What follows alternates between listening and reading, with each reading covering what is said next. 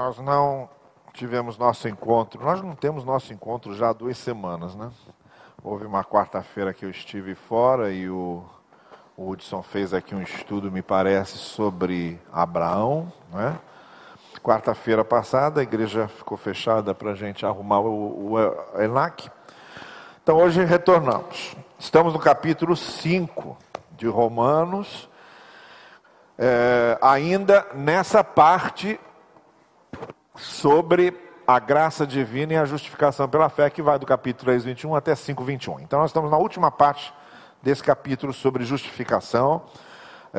Tudo que o apóstolo Paulo explicou sobre o que é justificação, no final do capítulo 3 e no capítulo 4, ele explica o que é justificação e usa Abraão como modelo da história do povo de Israel, como aquele que foi justificado pela fé.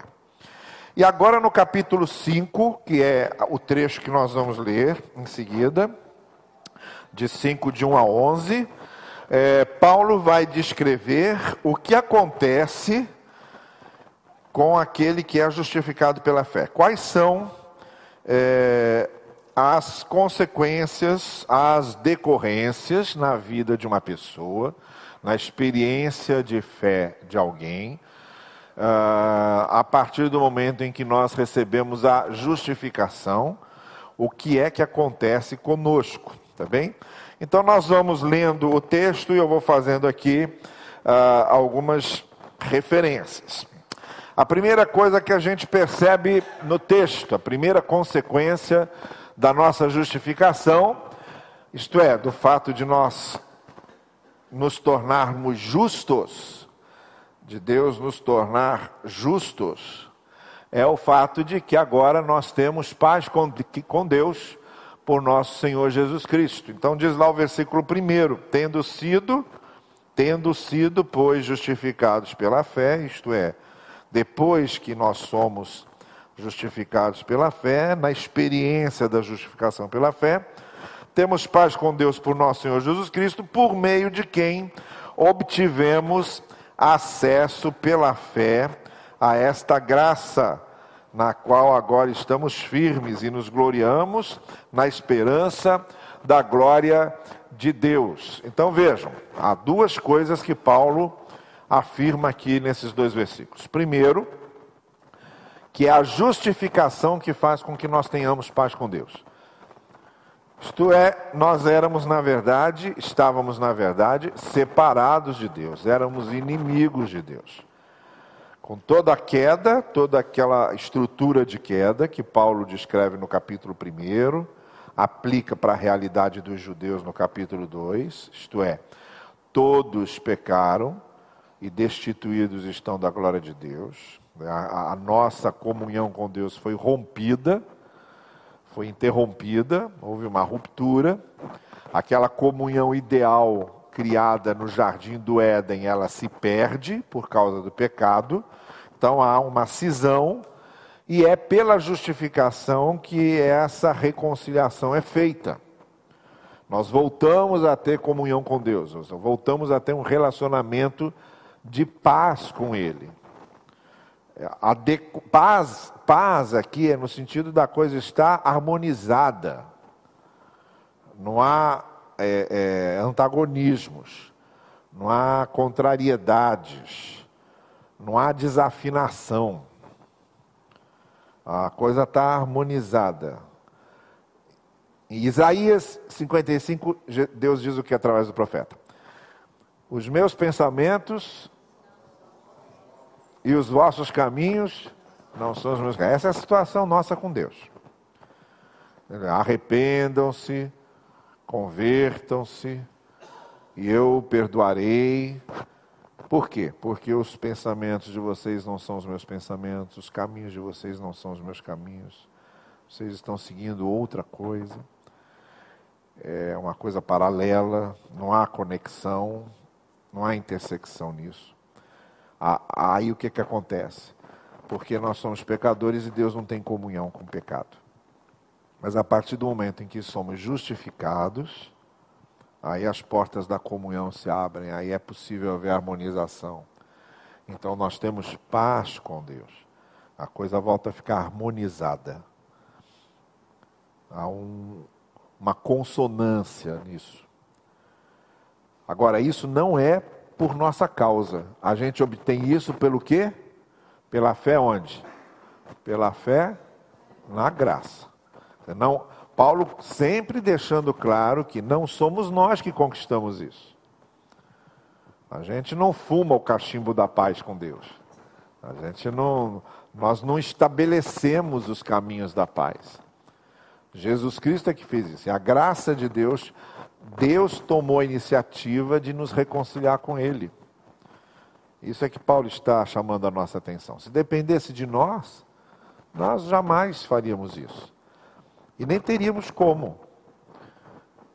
Agora, Deus toma a iniciativa de nos reconciliar com Ele e providencia o meio, que é a justificação. Providencia a maneira de nos harmonizar com Ele, que é fazendo com que nós nos tornemos justos pela fé, a fim de que possamos ter comunhão com Ele. Tá bem?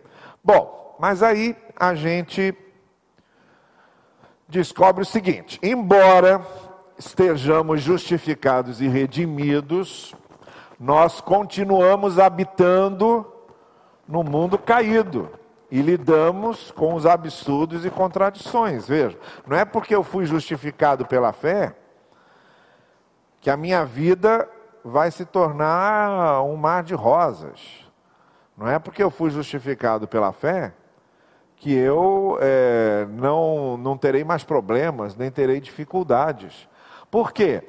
Porque eu estou justificado pela fé, eu fui justificado pela fé, mas eu continuo habitando num mundo caído, num mundo pecaminoso, de seres de natureza pecaminosa. Então a paz é com Deus, a harmonia é com Deus, mas não é a harmonia com o mundo, pelo contrário. Aí até o fato da gente ter harmonia com Deus, a gente começa, quem tem harmonia com o mundo, normalmente não tem harmonia com Deus. Quem tem harmonia com Deus, normalmente não tem harmonia com o mundo, porque o mundo jaz no maligno. Então os interesses se confrontam. E aí, às vezes é isso, né? Às vezes a pessoa diz para mim assim: puxa, pastor, agora que eu me tornei um crente, parece que agora é que os problemas começaram a aparecer mesmo e tal. É assim mesmo. Por quê? Porque antes você estava bem, fazia o que você queria, não é? Participava do mal feito e ficava... Agora não.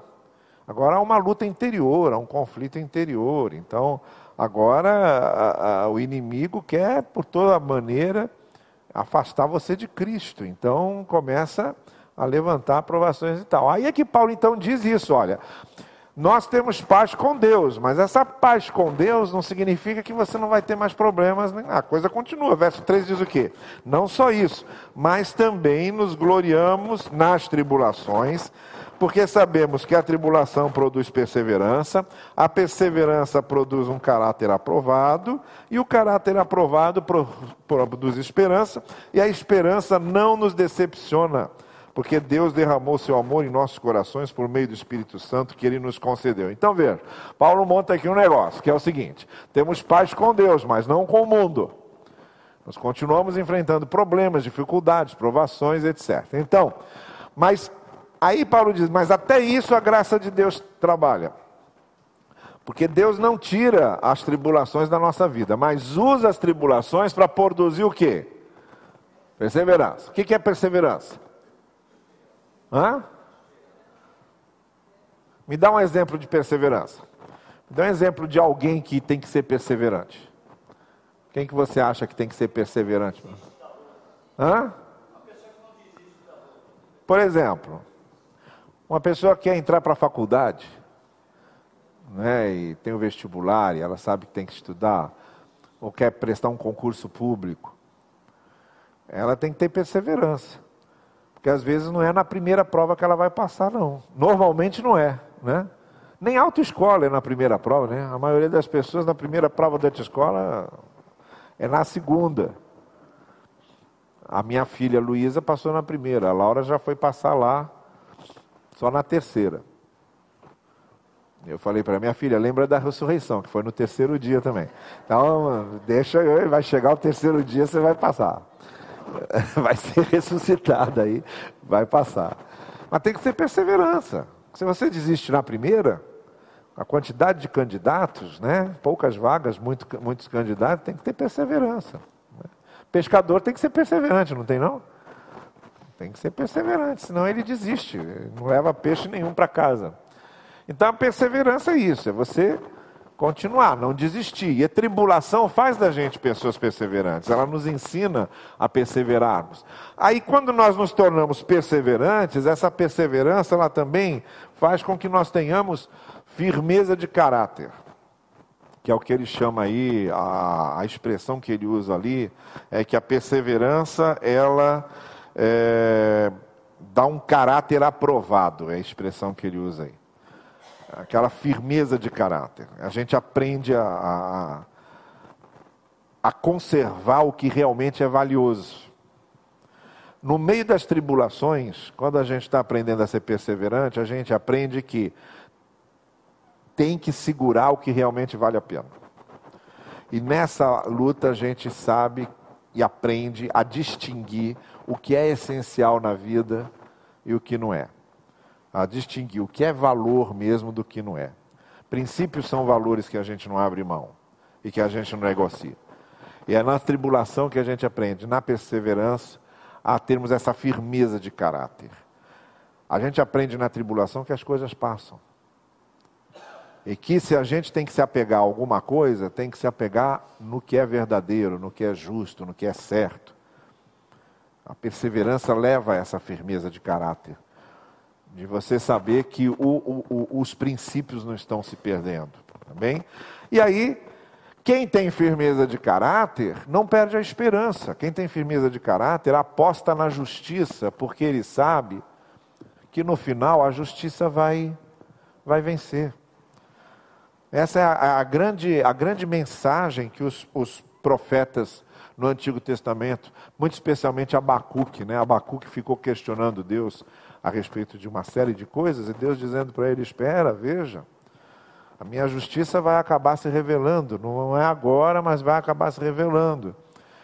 Então, só quando nós confiamos em princípios, só quando nós valorizamos o que é realmente certo, o que é o justo, a gente tem essa esperança de que vale a pena lutar, porque no final, o que ganha é o que é certo e o que é justo. Então é essa relação que o apóstolo Paulo faz. Nós temos paz com Deus, mas isso não significa ter paz com o mundo. Com o mundo a gente continua tendo lutas. E nesse mundo a gente continua tendo provações, tribulações, problemas, etc. Só que, uma vez justificados com Deus e uma vez reconciliados com Deus, a graça de Deus, até as tribulações, os problemas, as dificuldades, usa para fortalecer nosso caráter, nos tornar resistentes, perseverantes, fazer com que haja esperança em nossos corações e nunca desanimemos e continuemos seguindo aí nessa comunhão com Deus. Aí, mais adiante, o apóstolo Paulo então continua falando. De fato, no devido tempo, quando ainda éramos fracos, Cristo morreu pelos ímpios. Dificilmente haverá alguém que morra por um justo, embora pelo homem bom, talvez alguém tenha coragem de morrer. Mas Deus demonstra seu amor por nós. Cristo morreu em nosso favor quando ainda éramos pecadores. Como foi que Deus então demonstra esse amor dele por nós? De que forma ele faz com que esse amor dele se torne visível para a gente? Cristo na cruz. A maior prova do amor de Deus é Cristo na cruz. Deus amou o mundo de tal maneira que deu o seu Filho. Então lá, Jesus na cruz é a grande demonstração de que nós fomos amados por Deus. Então Paulo diz, olha só, vocês foram justificados pela fé e têm paz com Deus. Só que isso não significa paz com o mundo. No mundo vocês vão continuar tendo... O que é que Cristo disse? No mundo vocês vão ter aflições, mas tenham bom ânimo, eu venci. Vocês vão continuar tendo aflições no mundo, Mas a graça de Deus é tão poderosa agora em vocês, que até as tribulações, as provações, Deus vai usar para o bem de vocês, para fortalecer a perseverança de vocês, o caráter e a esperança. Como é que eu posso ter certeza disso? É porque Deus ama você, rapaz. Deus faz o que é bom para você, porque Deus ama você. Mas como é que eu sei que Deus me ama? As pessoas normalmente perguntam o seguinte: como é que existe Deus e o Deus que ama? Não é? Se Deus realmente nos ama, por que as pessoas nascem paraplégicas? Por que existe tanta violência no mundo? Por que tem doença? Por que tem tanta desgraça? Por que tem terremoto? Por que tem furacão? Né? Normalmente é o que as pessoas perguntam. Elas querem medir o amor de Deus pelo que elas podem ver. E o que elas estão vendo no mundo, não mostra que Deus ama. Por isso que elas não conseguem reconhecer. Porque no mundo elas estão vendo as consequências do que o homem provoca. Até no âmbito da natureza, ainda havia uma ideia de que, na natureza o homem não controla. Então são acidentes naturais. Pois até na natureza, o bendito do homem conseguiu chegar. E agora muita coisa de ruim que acontece na natureza, acontece porque o homem meteu a mão lá. O que a gente está vendo, aí a previsão, o que eles estão chamando de efeito climático e etc., são os extremos. Onde tem muito calor, vai ter muito calor. Onde tem muito frio, vai ter muito frio. Onde tem deserto, vai ser muito deserto. E onde tem enchente, vai ter muita enchente. A coisa são os extremos. E esses extremos causados, hoje está bem razoável afirmar isso, de que causados por esse desequilíbrio ecológico que o ser humano está causando. Quer dizer, até nisso aí, a gente vê as consequências das ações impensadas, ambiciosas do ser humano. Bem, então como é que eu descubro o amor de Deus? Como é que eu tenho certeza que é o amor de Deus? Em vez de olhar para o mundo, olha para o que Cristo fez. Em vez de ficar perguntando como é que Deus pode amar se existe isso e isso, olha para o que Cristo fez, diz Paulo. E quando a gente olha para Cristo na cruz, a gente vê o amor de Deus lá, porque Cristo foi entregue por Deus por amor.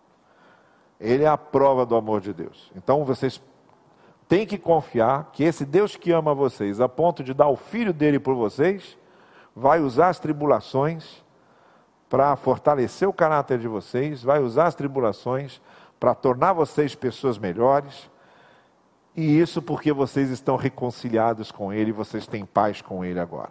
Aí a gente chega no verso 9, onde o apóstolo Paulo diz: como agora fomos justificados por seu sangue, muito mais ainda por meio dele, seremos salvos da ira de Deus. Então, o que é que significa ter paz com Deus também, além disso tudo?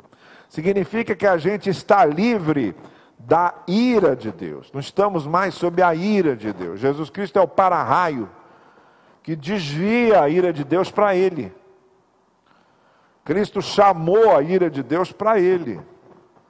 Ele tirou a gente de debaixo da ira e ficou embaixo da ira de Deus e recebe a ira de Deus sobre Ele. E hoje nós somos livres da ira, porque Cristo assumiu sobre ele a ira de Deus.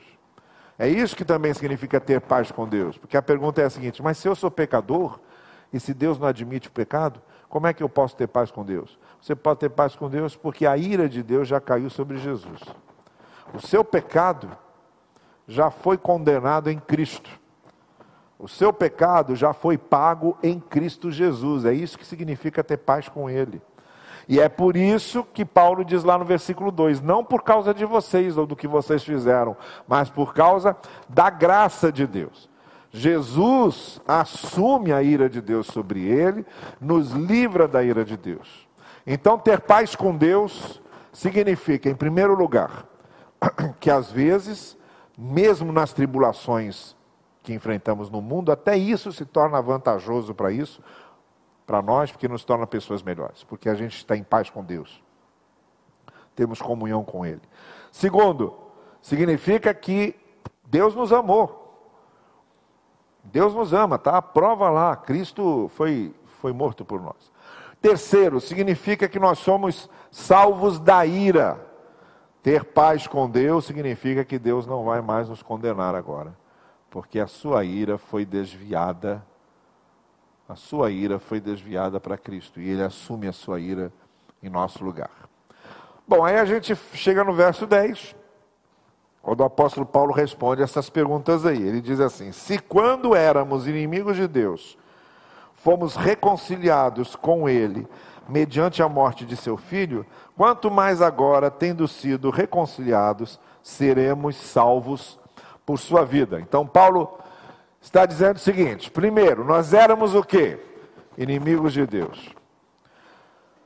Lembram que ele diz lá em cima, pode ser até, ninguém morre por ninguém, mas pode ser até que você descubra alguém que morre por alguém bom.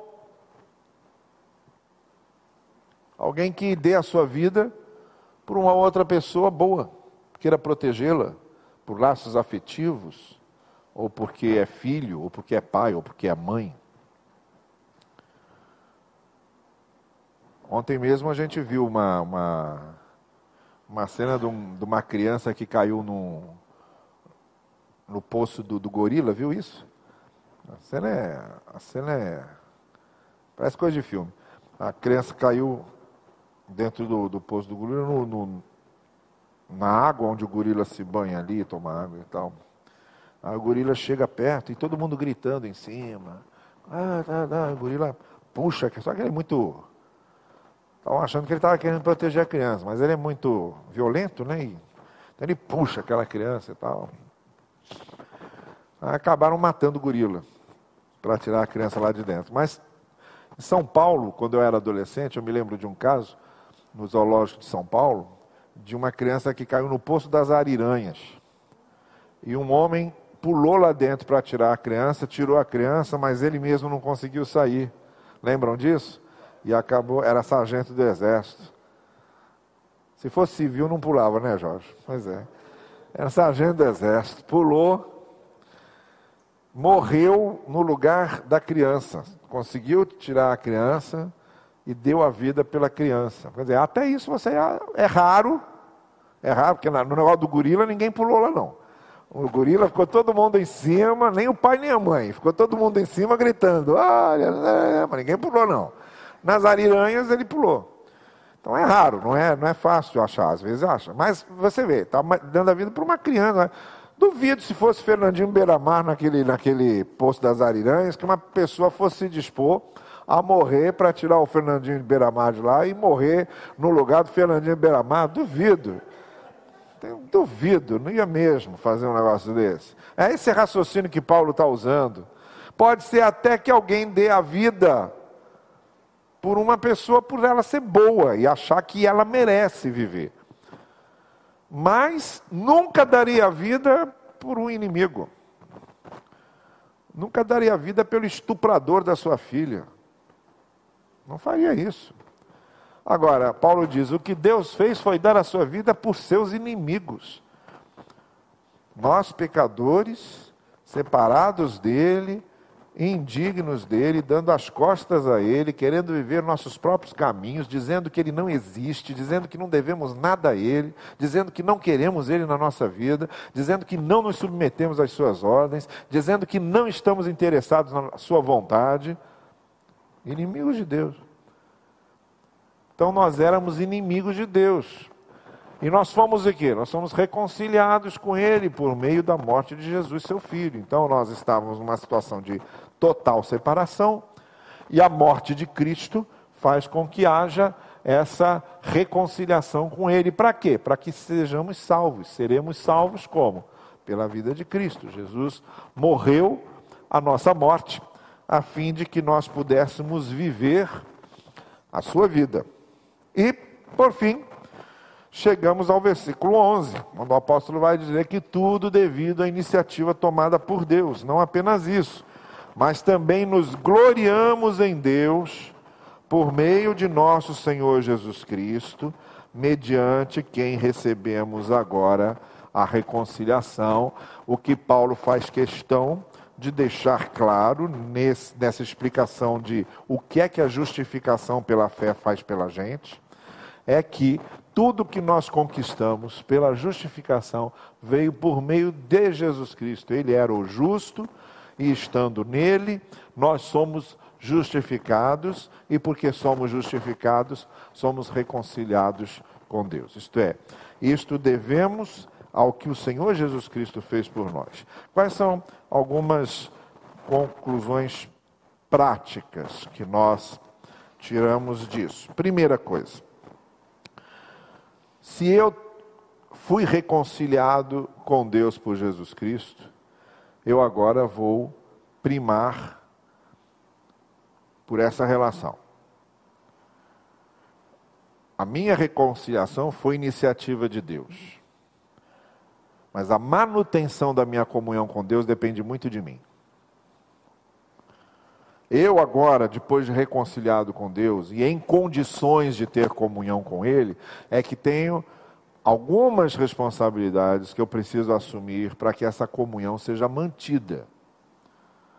A devoção pessoal é uma maneira de manter essa comunhão com Deus, de ouvi-lo e de falar com Ele. Quando falo em devoção pessoal, estou falando do nosso estudo bíblico, do nosso momento de oração e de reflexão, dos nossos cultos, quando eu louvo a Deus com a igreja. Então, esse lado devocional é importante para manter a comunhão com Deus, é o que o Charles Spurgeon usava muito para fazer isso. Você tem a fogueira. Se você tira da fogueira uma lenha daquela, ainda que ela esteja pegando fogo, quando você afasta aquela lenha da fogueira, ela vai ainda durante um tempo ficar ardendo, mas a tendência é que ela vá se apagando, porque você tirou da fogueira.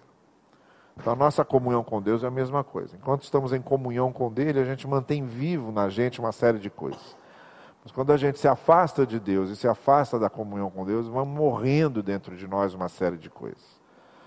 Então, a reconciliação com Deus não depende de mim. É feita por Jesus Cristo. Mas a partir do momento em que eu estou reconciliado com Deus, a manutenção dessa comunhão tem que ser feita por mim. Pelas minhas iniciativas de manter a minha comunhão com Deus. Para compreender melhor a sua palavra, compreender melhor a sua vontade para a minha vida. Essa é a primeira coisa bem prática que a gente tira disso. A segunda coisa prática que a gente tira disso é que nas tribulações nós temos uma excelente oportunidade então de aprendermos a crescer, a sermos melhores. A sermos melhores do que nós éramos. Eu lembro de um filme chamado Melhor Impossível, com o Jack Nicholson, em que ele faz um camarada que tem toque. Uma série de toques. Então, por exemplo, ele andando na rua, ele não pisa em cima de onde tem listras, ele só pisa onde não tem listras. Sabe o que é toque, né? São aquelas manias. Quem diz que tem muito toque é o Roberto Carlos. E tem gente que tem toque de ficar ouvindo o Roberto Carlos, que é outro toque também. E aí o Jack Nicholson tinha lá essa questão de toque, né? E aí ele conhece uma senhora, começa a conversar com ela, se apaixona por ela, e etc. E tal. E tem uma cena no filme interessante que ele é uma pessoa rude, né? Muito rude. Aí ela diz para ele assim, fala alguma coisa. Ela já tinha tentado se afastar dele por ele ser uma pessoa muito rude, mas ela gostava dele também, então estava aqui tentando salvar alguma coisa ali. Ela fala alguma coisa que me enterneça, fala alguma coisa que me aproxime de você, diga alguma coisa. Aí ele olha para ela e fala assim, eu hoje, há muito tempo que eu não tomo meus remédios. Aí ela, é só isso que você tem para me dizer? Então dá licença. Aí vai levantando da mesa, chega à conclusão que realmente não pode esperar mais nada. Mas aí ele diz, mas hoje eu tomei. E tomei por sua causa. Aí ela para, aí ele diz assim para ela, você está me transformando numa pessoa melhor. Aí ela não aguenta e senta. Aí a conversa começou a ficar interessante. Aí ela senta. É bonito o filme. Mas é isso. A gente tem que lembrar que Deus está, nas provações, nos transformando em pessoas melhores. A gente tem que prestar atenção nessa mensagem que Deus está nos passando. Então, espera, tenha paciência. Tenha paciência. Eu estou trabalhando com você. Eu estou transformando você numa pessoa melhor do que você era. Você crescer um pouco. Se tornar menos insuportável. Menos chato, menos ranheta, menos cri-cri, menos mesquinho, menos irritadiço, menos explosivo, menos raivoso, menos leão. Estou trabalhando com você, para você ser uma pessoa mais agradável de se conviver. Quem vai sair ganhando é você, porque vão começar a gostar de conviver com você. Sua mulher vai gostar mais de você, seus filhos vão gostar mais de você, seu marido vai gostar mais de você, vai ser bom, seus amigos vão fazer questão de ficar do seu lado, que você vai ficar uma pessoa melhor. Deixa eu ir trabalhando com você.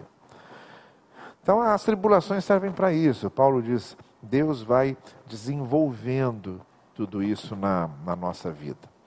E a terceira e última coisa prática que a gente pode tirar dessa lição, desse capítulo, início do capítulo 5 de Romanos, é que nós agora, reconciliados com Deus, diz Paulo lá em Coríntios, na segunda carta aos Coríntios, capítulo 5, Paulo trabalha sobre esse tema da reconciliação.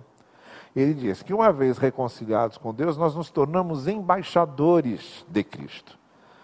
Reconciliados se tornam reconciliadores.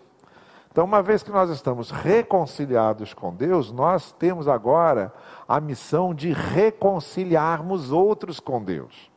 Então, nós passamos a ser instrumentos para aproximar Deus das pessoas, para abrir canais para que as pessoas se aproximem de Deus, através da gente. Nós nos tornamos instrumentos de bênção de Deus para os outros. Então, se Deus se reconciliou comigo, eu me torno um agente dessa reconciliação e vou espalhar essa paz que eu tenho com Deus, espalhar e refletir essa paz na vida de outras pessoas.